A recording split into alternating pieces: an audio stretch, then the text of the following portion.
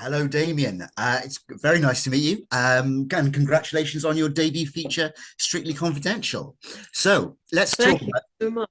That's okay. You're more than welcome. So let's talk about it um, right from the very beginning. My understanding is that the whole film, the whole concept of the film, was very much influenced by a personal tragedy of a friend's death, as well as your own father's tragic death. So, was the film a little bit sort of therapeutic for both yourself and your mother, Elizabeth Hurley, in this? Well, I can't speak for my mother, but for me, that was certainly something cathartic in writing. I think, when you have things you've experienced in your personal life, whether you're drawing on them directly, which is not what I did, or you're pulling from them subconsciously, I think a bit more what I did. Yeah, it can be incredibly cathartic, and you really get to parts of your subconscious you didn't know existed. But I can't speak for my mom. But for me, yes, absolutely. But it can't have been easy with certain aspects of the film when you were filming, dredging up, certain memories for you.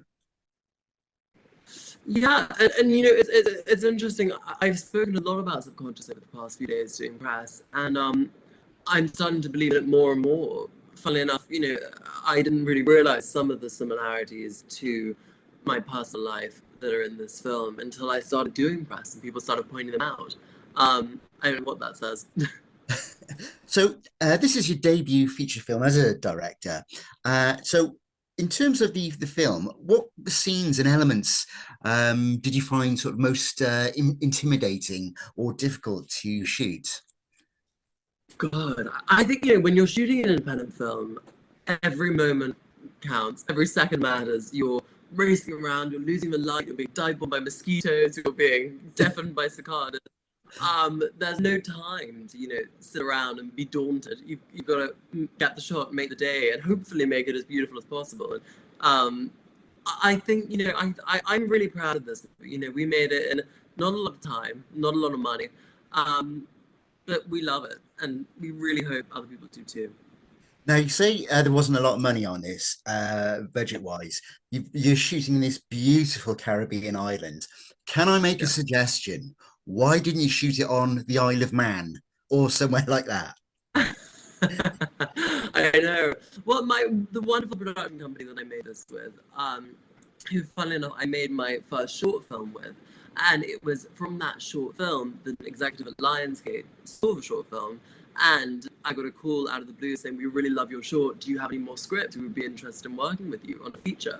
And so yeah, so in a funny sort of way, it only felt right to go back to that beautiful island. Fair enough. I mean, if you get the opportunity, why not? So, Yeah.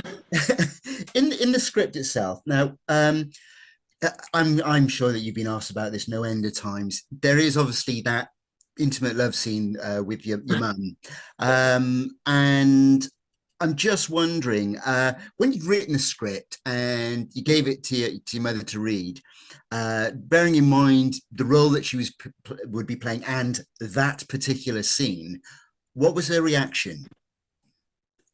Well, when I originally wrote the script, my mum's part was a man's part, and I offered my mum the part of if you see the film, there's a husband and wife. Yeah. In the film, as it is now, the wife is alive and the husband has died tragically a year before the film starts, and we just see him as in whimsical flashbacks as a ghost. That was flipped originally. So the husband was alive and a very important part, and the wife was seen just glancing over her shoulder on the top of the cliff, beautifully, hair blowing in the wind. And so originally I offered my mum that part, and I said, "Look, you come in, it'll be a really charming little cameo. You just do a day's work." And she said, of course, I'd love to support you. I've been making short films since I was 8, running around with a little camcorder. So it just felt natural, and I just would thought, it'd be nice to just do a little full circle moment, have my mum do a day in my first real film. Then I made the decision to flip the genders, not with my mother in mind. And suddenly I had this great part, and as I was thinking, who should play this fabulous woman's part? It's a supporting part. It's the adult amongst young adults, but it's a fabulous part. And I suddenly thought, oh, it should be my mom. So I said to her, I said, "Look, this is totally different from what you signed on for. You are under no obligation to do this, but have a read, see if you're interested. And she loved the part, and so we went ahead with it. And I think, you know, so none of those scenes. I think it's interesting because I love roles that are written with a certain actor in mind. I think that's quite a, when you know what an actor can do, when you've worked with them before, when you whatever, you play to their strengths. And so, you know, I didn't have that for this. In fact, the part was pretty similar to when it was a man's part. You know, when I changed it, a lot of people were saying, because the character's grieving, and the way that we typically see men deal with emotions on film is so obviously so different to the way we normally are shown women, whether stereotypically or not, on screen, grieving and dealing with heaving, sobbing tears. And, you know, Lily, the character in this, you know, when I wrote him as a man, he was quite detached. And when I transferred him into a woman, into Lily, she stays quite detached. And, you know, her emotions and the way she processes the grief, it's hard. It's not a, you know, while she might cry, while she might feel pain, she's not sitting there in an apron baking apple pie, being what we're meant to think of as mummy-ish on screen. And people really objected to that when I first showed the first draft. And I really stuck to my guns on that and said, no, I don't want to turn her into this 1950s Stepford wife, you know, talking about grief and sobbing. I didn't want that at all. And so it's actually incredibly similar to when it was a man's part. I've got to admit, I can't imagine ever seeing Elizabeth Hurley making apple pies, to be honest. Oh, she does. Don't worry. She has her fast drive aprons in the countryside. Oh, fine, fair enough. Then. So, I mean, you've alluded, as you say, to you know, changes in the script. When you sort of delivered your first draft as a debut director, did you find with I know sort of Elizabeth as is one of the producers, but you know, from a financier's point of view as well, were there sort of script suggestions which you had to make to facilitate the making of the film? No, I have to say, well, there's a few things on this. So Lionsgate, who bought the rights to the film, the US rights, were the most phenomenal collaborators in the world. They were so supportive and so kind to a 20-year-old kid who never made a movie before. You know, they could have stomped all over me and would have had every right to, and they didn't. They didn't take my film away. They didn't slash it with rewrites at all. They were fabulous to work with.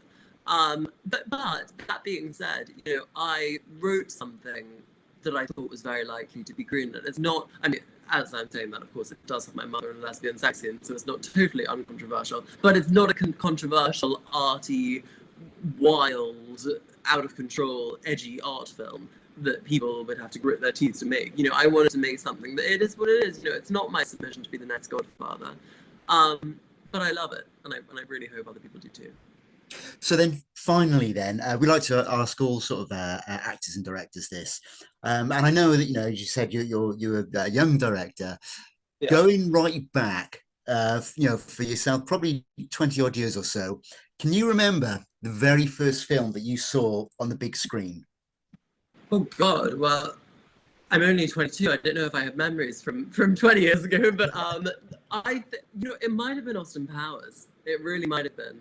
Oh, right. I can't remember. I don't have a definitive moment. I was shown a lot of movies as a kid. My mum always thought that was really, really important, and thank God, to nurture creativity in the same way that one sends kids to football practice. Sit down and watch movies. Sit down and watch movies and art, not just shoving kids in front of a TV. It's probably Austin Powers. One of my favorite movies to this day. Well, in fairness, that is one of your mum's best films. She's so good in it. But there are Yeah. moments in that which must be, as a young child, you must be thinking, "Oh, I don't," you know, there are certain more grown-up jokes in that, shall we say, which as a child might have gone over your head. Yeah, which I think when you're a kid, go over your head. I think that's the beauty of that sort of comedy. It's something like Shrek, also Mike Myers, one of the funniest men and most clever men alive. Adults can sit through it because they get tons of things kids won't understand in a million years, and it's quite nice. Everyone can enjoy it. Well, that's great. Thank you very much for your time, and look forward to whatever your next Oh, film thank might be. you. Thank you.